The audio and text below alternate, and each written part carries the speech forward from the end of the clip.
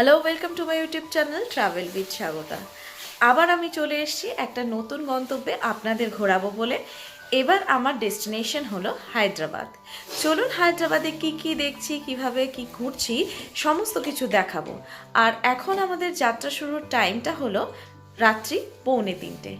তো তাড়াতাড়ি বেরিয়ে পড়ি ঘুম ঘুম চোখে, ঠান্ডায় কাঁপতে কাঁপতে যাই আমাদের প্লেন ধরার উদ্দেশ্যে। 3:01 বাজে বেরিয়ে পড়লাম আমাদের গন্তব্যের দিকে। সমস্ত লাগেজও বেরিয়ে গেছে। এই যে গুটগুটে অন্ধকার, আজকে একটু ঠান্ডাটা কম আছে, বাইরে গাড়ি এসে গেছে। সময় নষ্ট না করে তাড়াতাড়ি গাড়ির দিকে যাই। সারা শহর যখন ঘুমোচ্ছে তখন আমরা দুজন নতুন এনার্জি নিয়ে নতুন জায়গায় যাওয়ার জন্য বেরিয়ে পড়লাম। উফ, কি এক্সাইটমেন্ট হচ্ছে আমার। কলকাতা এয়ারপোর্টে অনেক জমজমাট, রাস্তা পুরো খালি ছিল কিন্তু এখন জমজমাট। কটা বাজে বলো তো? 3:32 বেজে গেছে। তো যাই ভেতরে। কটায় ফ্লাইট আমাদের? 5:30টায় ফ্লাইট। তো হাতে অনেকক্ষণ টাইম আছে, রিল্যাক্স করেই যাব। গিয়ে সমস্ত এগুলো বোর্ডিংগুলো করে নিয়ে আবার কথা বলছি। আর কিভাবে বোর্ডিং হয়, কি প্রসেস থাকে, লাগেজ কিভাবে জমা দেওয়া হয়, সেই সমস্ত যদি জানতে চান তাহলে আমার আগের ভিডিওগুলো দেখবেন। আমি লিঙ্ক দিয়ে দেবো, ওপরে আই বাটনে দিয়ে দেবো। ঢুকে পড়েছি এয়ারপোর্টে। এবারে অনেকটা লাইন ছিল, মানে এর আগেও ঠিক এই টাইমেই আমরা এই যে চলে এসছে বলছে ট্রাভেল করেছি, বাট এত লাইন পাইনি, অনেকক্ষণ দাঁড়াতে হলো। অনেক লাইন, প্রায় 10-15 মিনিট ওয়েট করতেই হলো। 15 মিনিটের বেশি আমরা ওয়েট করলাম। তো চলে এলাম আমরা এখানে। এই প্রথমবার আমরা এয়ার ইন্ডিয়ার সাথে ট্রাভেল করছি। প্রতিবার ইন্ডিগোই বেশি করেছি, আর একবারই মনে হয় স্পাইস জেট করেছিলাম সব থেকে প্রথমবার। তো কেমন এয়ার এশিয়াতে কেমন এক্সপিরিয়েন্স থাকবে দেখি। এয়ার ইন্ডিয়া ওই হলো, কোনো এয়ারে আছে, বাস আমরা পৌঁছে গেলেই হলো। তো লাগেজ ড্রপ কাউন্টারে যাই এবার। প্রচণ্ড হাওয়া দিচ্ছে, এত হাওয়া দিচ্ছে না, মনে হচ্ছিল কখন ঢুকবো। এয়ারপোর্টে ঢুকে একটু শান্তি হয়েছে। এই যে কোন দিকে যাবো? ওদিকে আগে থেকে ঢুকাও, ওইদিকে যাবো, তাই তো। বেশিরভাগটাই ইন্ডিগোর কাউন্টার রয়েছে। তো দেখি কোথায় খুঁজে পাই। একটাও তো দেখতে পাচ্ছি না, চারিদিকে শুধু ইন্ডিগো আর ইন্ডিগো। তো আগে ও খুঁজতে যাচ্ছে। লাগেজ ড্রপ হয়ে গেছে। প্রথমেই বলেছিলাম যে আমরা যাচ্ছি হচ্ছে এয়ার ইন্ডিয়া এক্সপ্রেস। তো এয়ার ইন্ডিয়া এক্সপ্রেস সেটা এয়ার ইন্ডিয়া আর এয়ার ইন্ডিয়ার এক্সপ্রেস দুটো কিন্তু আলাদা। আমরা এটা গুলিয়ে ফেলেছিলাম। তো সেই জন্য 1 নম্বর গেট থেকে 3 নম্বর গেট দুবার হেঁটে ফেললাম, কাউন্টার খুঁজে পাচ্ছিলাম না। তো যাই হোক, কাউন্টার খুঁজে পাওয়া গেছে। তারপরে আমরা লাগেজ ড্রপ করে দিয়েছি। এই আমাদের বোর্ডিং পাস চলে এসছে। এবার যাব আমরা সিকিউরিটি চেকিংয়ের দিকে। অনেকেরই লাগেজ কাউন্টারে দেখা যাচ্ছে যে অনেক বেশি ওয়েট হয়ে যাচ্ছে।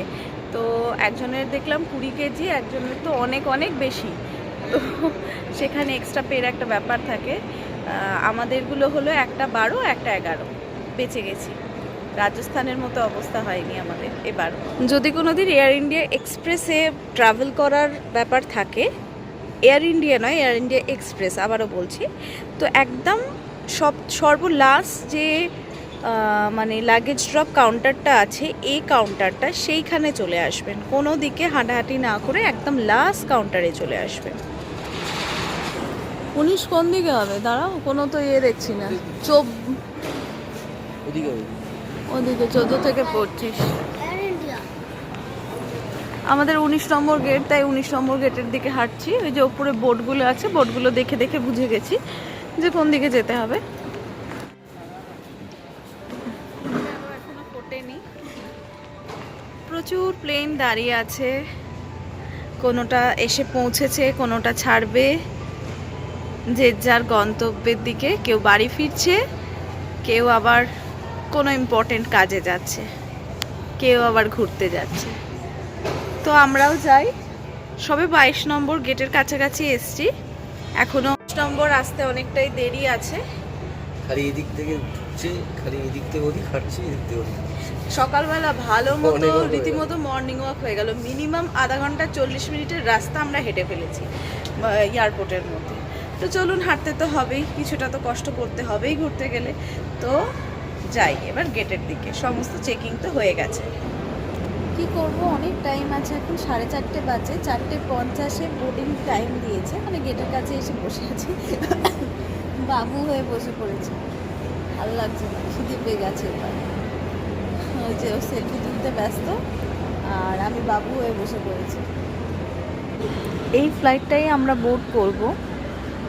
আমাদের লাগেজগুলো এখন চলছে, নিয়ে যাওয়া চলছে। দেখুন ওই যে লাল লাল জামা পরা, দাঁড়ান একটু জুম করি।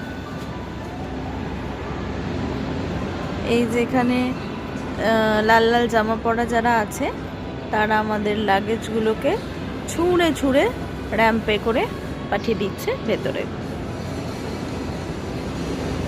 একটা ভালো সিস্টেম দেখলাম, যেটা ইন্ডিগোয় থাকে না। আমাদের তো প্রত্যেকটা সিট নাম্বার আছে, সিট নাম্বার অনুযায়ী ডেকে নিচ্ছে, মানে 1 থেকে 5 মধ্যে যারা আছে তারা চলে আসুন। এইভাবে আমাদের 25 থেকে ছিল, 25 থেকে 31 ডেকেছিল। তো 25-এর আমাদের ই আর এফ, তো আমরা তাড়াতাড়ি চলে এলাম। এবার এদিক দিয়ে হাঁটছি, এবার চলে যাবো।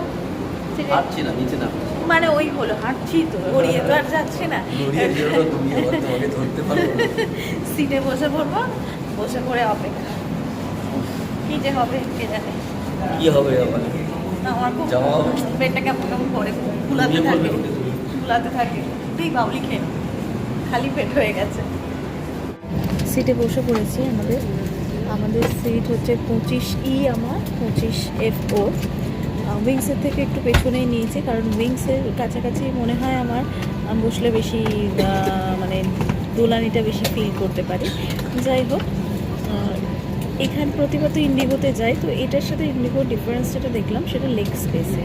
ইন্ডিগোর সিটগুলো ছোট হয়, তার জন্য লেগ স্পেসটা অনেকটা থাকে, কিন্তু এটার একটু লেগ স্পেসের ইস্যু রয়েছে।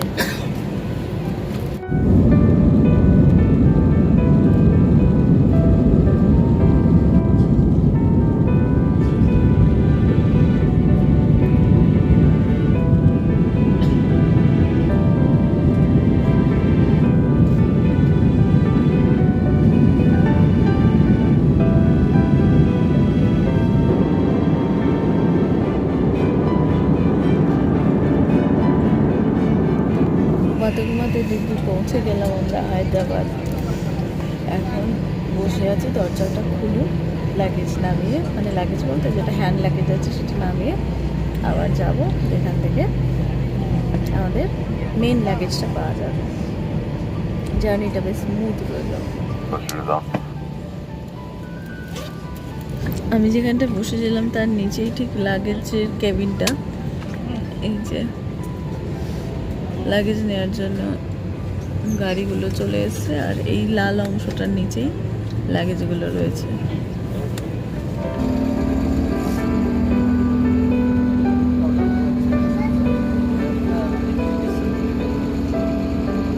হায়দ্রাবাদ পৌঁছে গেলাম, লাগেজ নেবো। হায়দ্রাবাদ কতবার ক্যান্সেল হয়েছে আপনারা যদি শোনেন, মানে আমরা প্রথম প্ল্যান 3 বছর ধরে হায়দ্রাবাদই করে থাকি, যে হায়দ্রাবাদ যাব, বাট হায়দ্রাবাদ হয় না।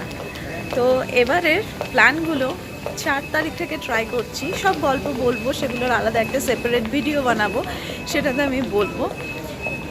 2বার ট্রিপ ক্যান্সেল হয়েছে, 3 নম্বর বার আমরা আসতে পারলাম। তো লাগেজ নিই। ভালো ঠান্ডা আছে, এক্সপেক্ট করেছিলাম এতটা ঠান্ডা থাকবে না।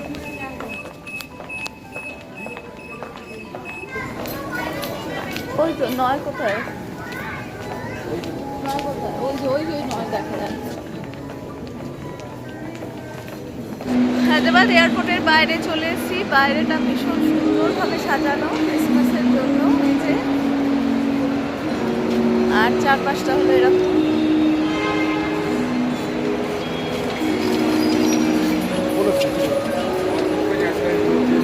ऐसा कुछ है नहीं। उसको जैसा 4 10 o'clock। ব্যাপার হলো ট্যাক্সি এখান থেকে পাওয়াটা বেশ চাপের ব্যাপার হয়ে যাচ্ছে, কারণ আমরা যেখানে হোটেল নিয়েছি সেকেন্দ্রাবাদ, কারণ আমাদের ফেরার তো ট্রেন, সেই ট্রেনটা যাতে তাড়াতাড়ি ধরতে পারি তার জন্যই নেওয়া হয়েছে। তো ওলা উবের বুক করছি, কিন্তু কিছুই বুঝতে পারছি না। এত বড় পার্কিংয়ে কোথাও ওলা আছে, কোথায় উবের আছে, কিছুই বুঝতে পারছি না। প্রায় অলমোস্ট 1 ঘন্টা হয়ে গেল আমরা এয়ারপোর্টেই রয়েছি। একে তো লাগেজ আসতে দেরি হলো প্রচুর, তারপর নিয়ে বুঝতে পারছি না যে কোথা দিয়ে যাব। ফাইনালি এত বড় পার্কিং এরিয়ার মধ্যে আমাদের গাড়ি খুঁজে পেলাম, প্রায় 1 থেকে 1 ঘন্টা 15 মিনিট ঘোরার পর। তো চলুন, যা ভিউ দেখতে পাবো হায়দ্রাবাদের আপনাদের সাথেও শেয়ার করব।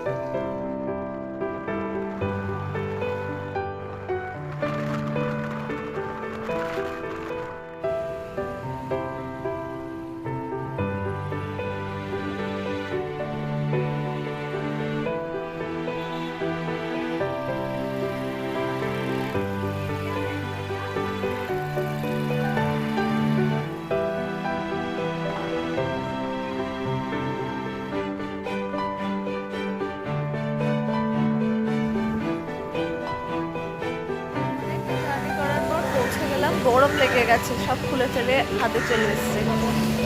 এবার হোটেলে চেক ইন করবো, চেক ইন টাইম তো 12টা, দেখি বলেছে 10টায় দিয়ে দেবে, দেয় কি না, কতক্ষণ বাইরে বসে থাকতে হয় দেখি। খুব ঘুম পেয়ে গেছে। হোটেলের রুম রেডি হচ্ছে, তাই আমরা ওয়েট করছি বাইরে। ও গেছে, ও আরও বাইরে চলে গেছে, হোটেলের বাইরে চারিদিক ঘুরছে, আমি লাগেজ পাহারা দিচ্ছি। তো আশা করি 10টার মধ্যে রুম পেয়ে যাবো।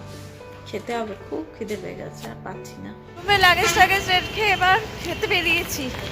ও নাহলে মনে হচ্ছে এবার অজ্ঞান হয়ে পড়েই যাবো। চারপাশটা ফাঁকা ফাঁকাই। সাউথে এসছি যখন, সাউথ ইন্ডিয়ান ব্রেকফাস্ট করছি। তো এটা হচ্ছে কি জানি, উত্তাপাম ট্রাই করছি। তারপরে যদি ভালো লাগে তাহলে অন্য কিছু ট্রাই করব।